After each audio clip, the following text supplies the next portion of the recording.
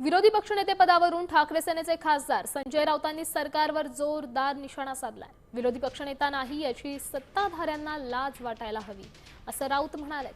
सरकार विरोधी पक्षनेत्याला घाबरतंय असा हल्लाबोलही त्यांनी केला। पण विरोधी पक्षनेत्याचा सातत्याने अपमान कसा करता येईल हे मात्र हे लोक पाहत असतात। महाराष्ट्रासारख्या राज्याला विरोधी पक्षनेता दोन्ही सभागृहात नाही,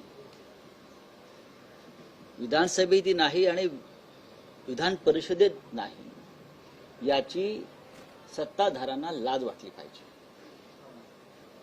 पाहिजे की विरोधी पक्ष नेत्याशिवाय तुम्ही कामकाज पुढे रेटताय, याचा अर्थ विरोधी पक्ष नेत्याला तुम्ही घाबरता।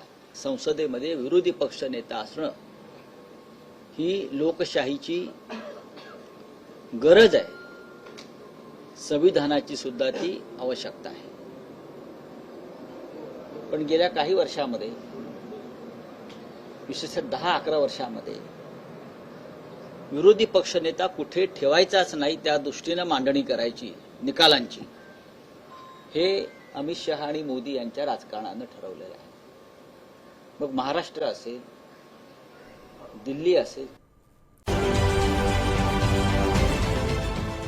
देश विदेशातील प्रत्येक घडामोडींचे लाईव्ह अपडेट मिळवण्यासाठी आता साम टीव्हीच्या सर्व सोशल मीडिया प्लॅटफॉर्मला लाईक, फॉलो आणि सबस्क्राईब करा।